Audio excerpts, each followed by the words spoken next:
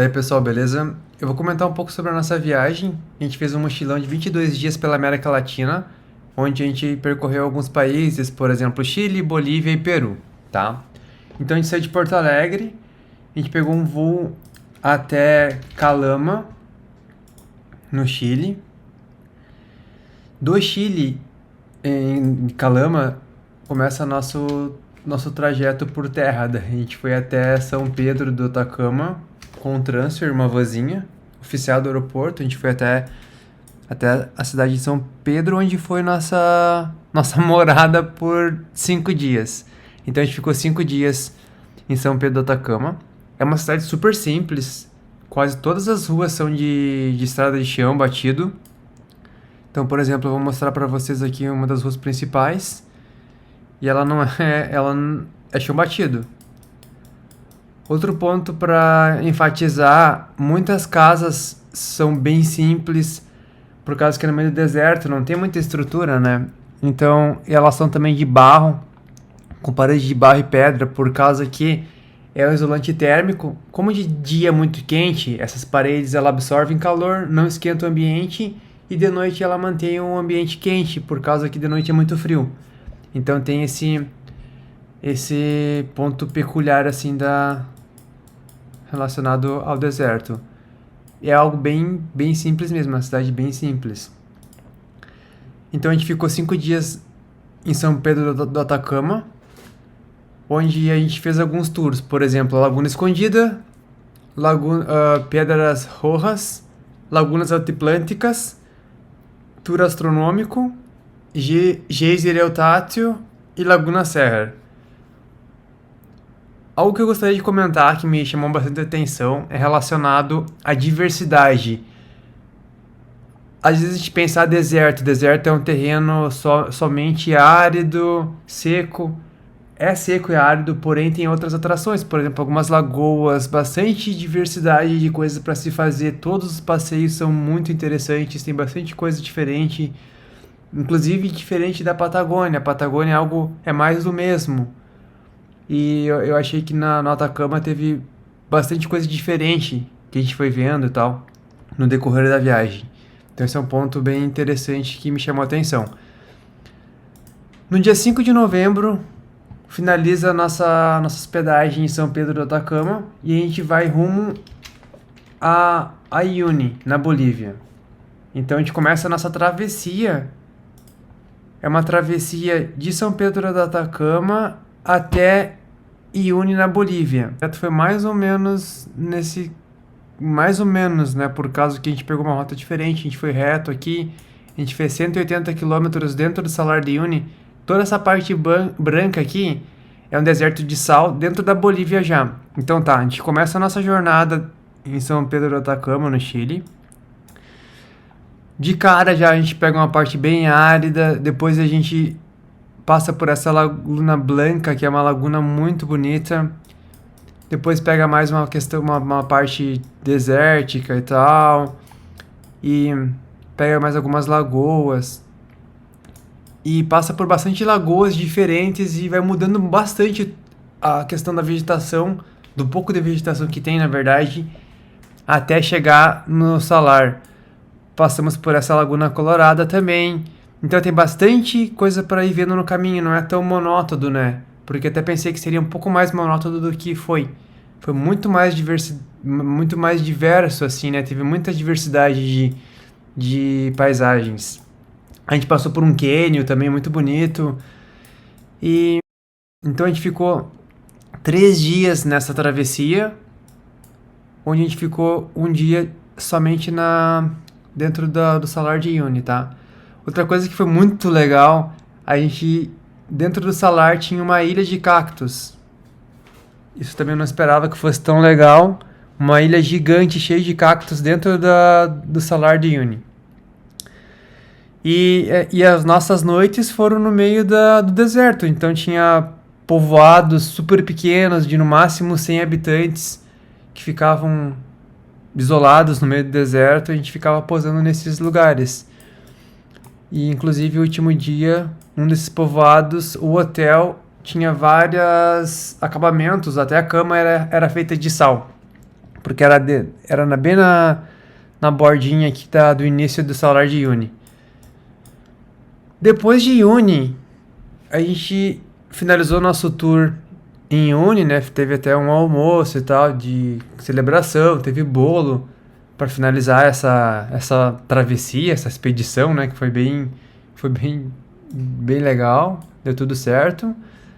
A gente pega um ônibus daí de Uyuni até La Paz.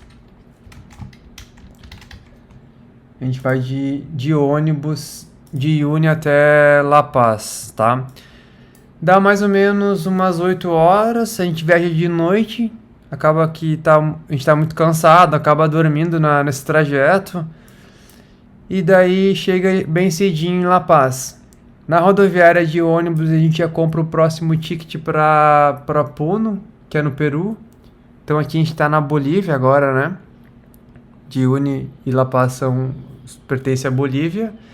E a gente opta por ficar só um dia em La Paz, porque La Paz é uma cidade, tem uma tendência a ter mais assalto, é uma cidade muito grande, então a gente acaba, pela questão também assim de economia de La Paz, não ser tá passando por uma crise financeira, a gente optou por ficar menos tempo em La Paz, ficamos só um dia, conhecemos a cidade, conhecemos o bondinho, que tem um bondinho, uma linha super gigante.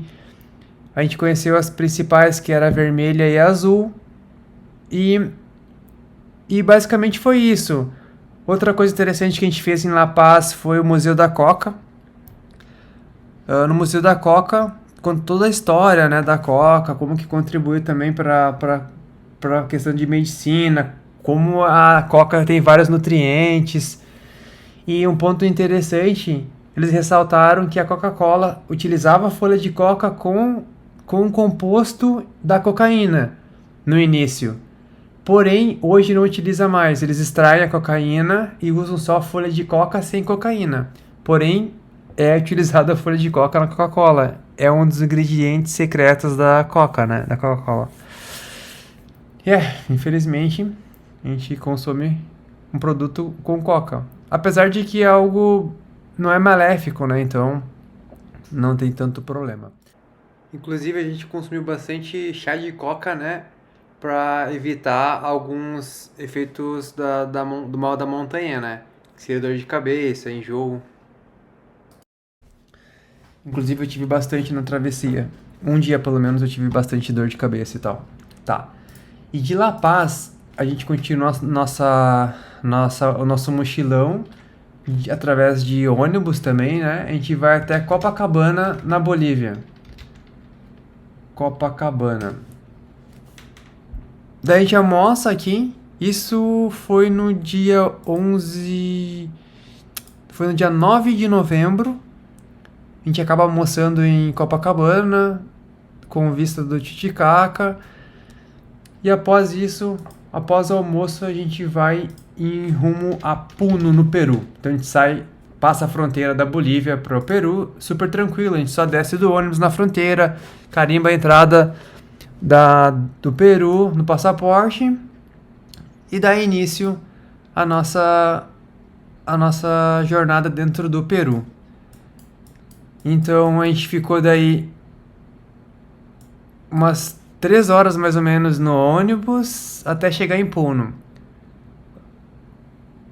E outra coisa engraçada que não esperava também, a gente em algum momento aqui, a gente passou por uma balsa, na verdade a gente fez um caminho, não fez esse caminho, porque a gente fez um caminho acho que reto, teve que pegar uma balsa, o ônibus passou por dentro da balsa. E daí a gente chega em Puno, e nossa principal atração em Puno é para conhecer os Urus, né? Desde que comecei a ler sobre os Urus, me chamou muita atenção, porque eles são pré-incas. E são um dos poucos povos pré-incas que não foram dominados pelos incas. Por quê?